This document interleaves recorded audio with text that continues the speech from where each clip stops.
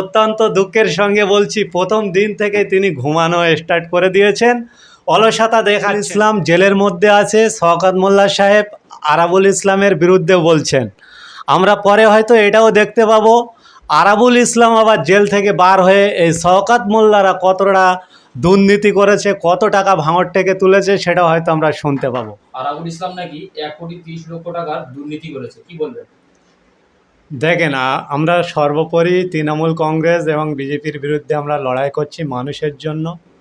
সাধারণ মানুষ আজকে জাগ্রত হচ্ছে। ইন্ডিয়ান সেকুলার ফ্রন্টের চেয়ারম্যান নওশাদ সিদ্দিকী ভাইজান মানুষকে জাগাচ্ছে। সেই নিরিখে পশ্চিমবঙ্গের বিভিন্ন প্রান্তে আমরা শুনতে পেতাম যে তৃণমূল কংগ্রেসের নেতারা তারা কাটমানিখোর, তারা সাধারণ মানুষের যে অধিকারের টাকা এবং সরকারি যে অনুদান, সরকারি যে প্রকল্পের টাকা তারা আত্মসাৎ করত। সেটা আমরা বিরোধী পক্ষ জায়গা থেকে আমরা স্টেজে বা আমাদের প্রোগ্রামে মানুষকে বোঝাতাম।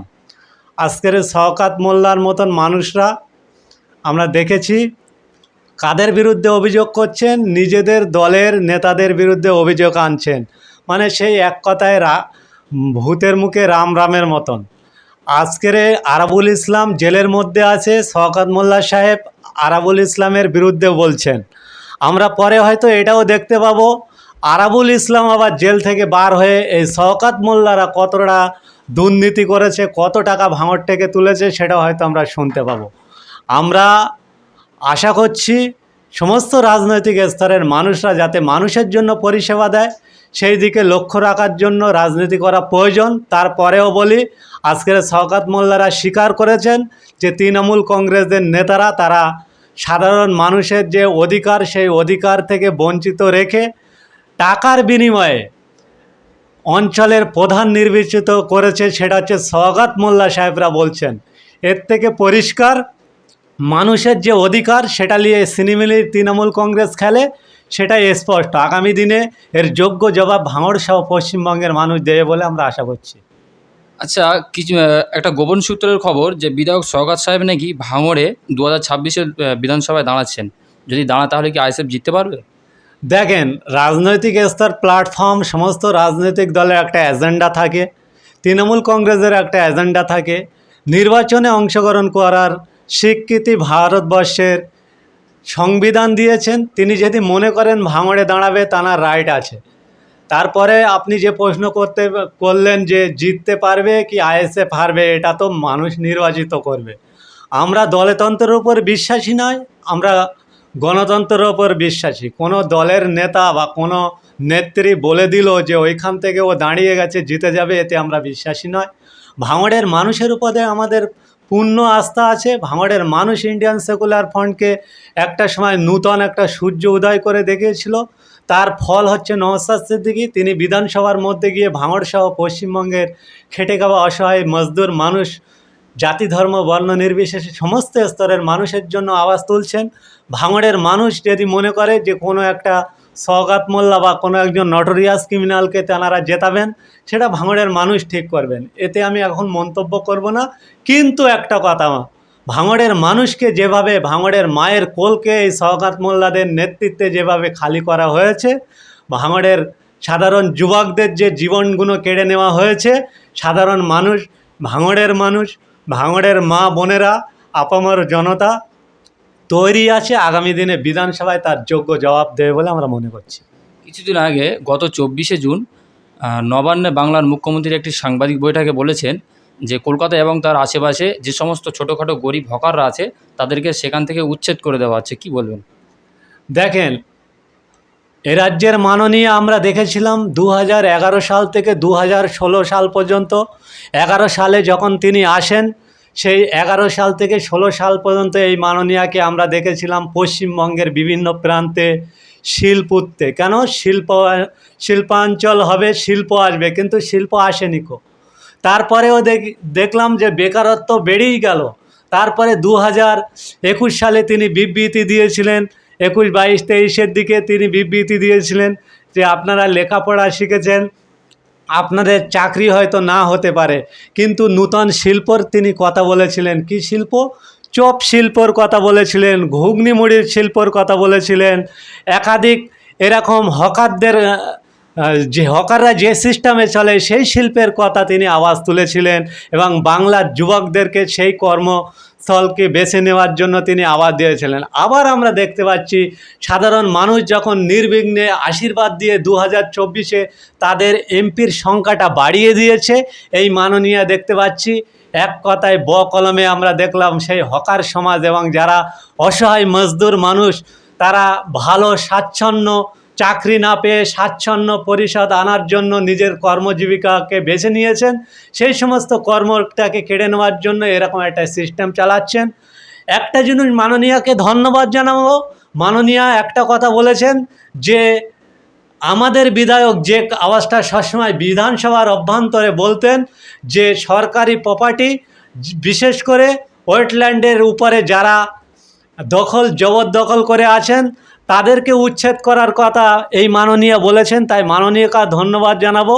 কিন্তু মাননীয়াকে এটাও বলবো যে যারা বেকার, যারা গরিব অসহায় মজদুর, যারা যে জায়গাটায় বসে আপনার ভাষায় চপ শিল্পটা চালিয়ে যাচ্ছেন, আপনার ভাষায় যারা ঘুগনি বেচতেন, আপনার ভাষায় যারা মুড়ি মশলা বিক্রি করছেন, তাদের কর্মজীবীটাকে যাতে সুস্থ স্বাভাবিক রাখা যায় তার জন্য মাননীয়াকে চিন্তাভাবনা করার জন্য অনুরোধ করব। যাদবপুরের প্রার্থী সায়নী ঘোষ পার্লামেন্টের শপথের দিনকে গিয়ে সেখানে গিয়ে ঘুমাচ্ছেন, কি বলবেন? দেখেন কি বলবো, এই যাদবপুরের মানুষকে নিয়ে, ভাঙড়ের মানুষকে নিয়ে সমস্ত রাজনৈতিক দল এদেরকে নিয়ে খেলা করেছেন। যে সায়নী ঘোষ স্টেজে দাঁড়িয়ে দাঁড়িয়ে গল্পের ছলে, নাটকের ছলে আমরা দেখেছি বা গায়কের সুরে অনেক সময় দেখা গিয়েছিল যে দে দে পাল তুলে দে মাঝি হেলা করিস না।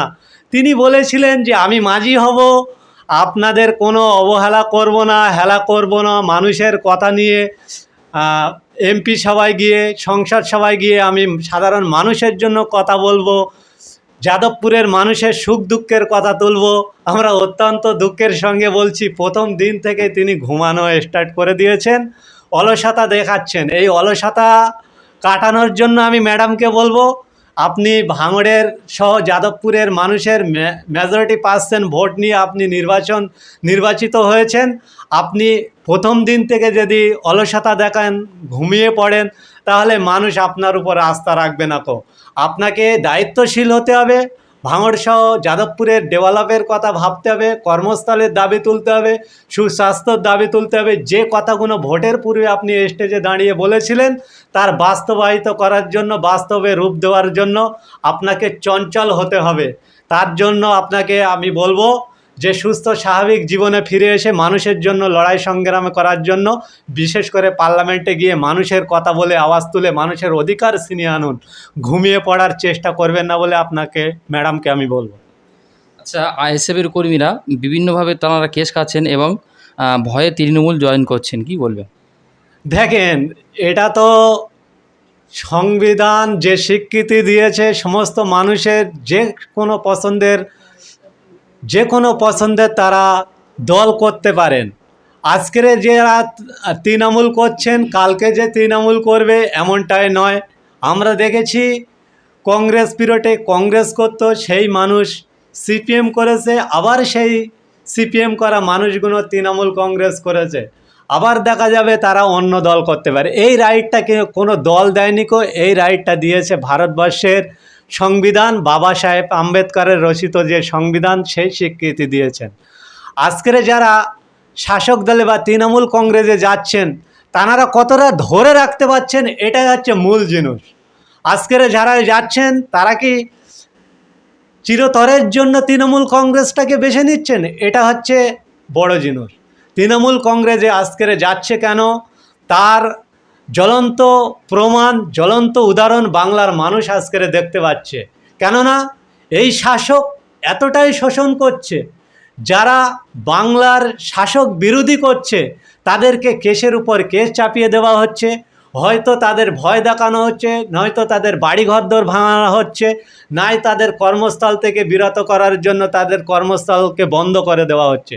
আজকের সাধারণ খেটে খাওয়া মানুষরা তারা নিজেদের অধিকার টিকিয়ে রাখার জন্য, নিজেদের জীবন জীবিকা টিকিয়ে রাখার জন্য আজকের হয়তো এই সিদ্ধান্ত নিচ্ছে।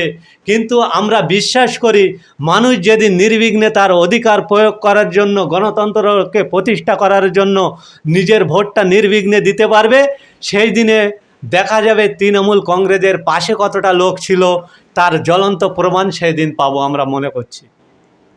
আচ্ছা, আইএসএফের নেতারা জেলে যাচ্ছে, তারা খুব তাড়াতাড়ি জামিন পেয়ে যাচ্ছে, 28 দিন 14 দিনের ভিতরে, কিন্তু শাসক দলের নেতারা জেলে যাচ্ছে আর ফিরছে না, কী বলে? দেখেন, একটা কথা বলি, আইএসএফ থেকে যারা জেলে যাচ্ছে তার ম্যাক্সিমাম মানুষ তারা মিথ্যা কেসে জেলে যাচ্ছে। কোনো এক শ্রেণীর সেকশন, কোনো এক শ্রেণীর প্রশাসনের এক শ্রেণীর সেকশন, তারা শাসক দলের নেতাদের ট্যাপ করে এই আমাদের আইএসএফ কর্মী সমর্থক নেতাদেরকে অ্যারেস্ট করিয়ে দেওয়া হচ্ছে। লড়াই সংগ্রাম থেকে বিরত রাখার জন্য তারা চেষ্টা চালিয়ে যাচ্ছে। তাই তারা যখন কোনো এভিডেন্স দেখাতে পাচ্ছেন না, আইনের যে রাস্তা, সেই আইনের উপরে আমরা আস্থা রেখে আমাদের অ্যাডভোকেটকে আমরা নিয়োগ করি। অ্যাডভোকেট যথেষ্ট তাদেরকে আইনকে সম্মান দিয়ে আমাদের পাশে দাঁড়ায় এবং যারা জাস্টিস আছে তারা বিবেচনা করে আমাদেরকে জামিন দেন।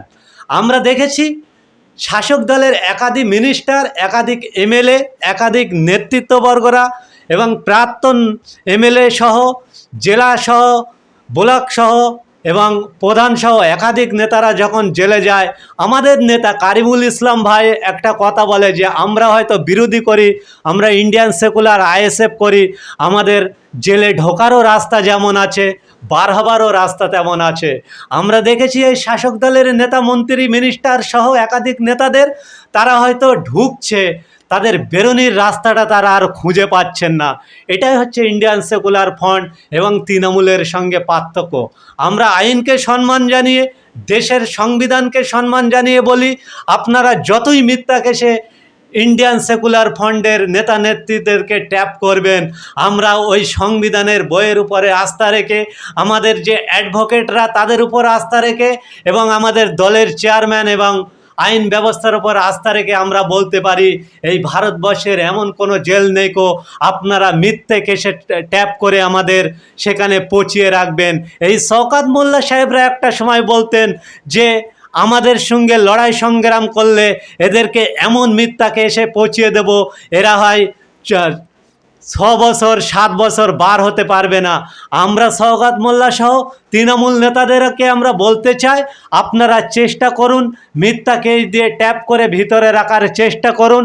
আমাদের ভারতবর্ষের আইন ব্যবস্থার উপরে আস্থা রেখে এবং অ্যাডভোকেটদের উপর আস্থা রেখে আমরা আইনকে সম্মান দিয়ে আমরা বারবার দেখিয়ে দেব আপনাদের মিথ্যা কেসের উপরে ভারত বিশ্বের আইন ব্যবস্থা এবং এই সংবিধান আপনাদেরকে পরাস্ত করেই ছাড়বে বলে আমরা মনে করছি।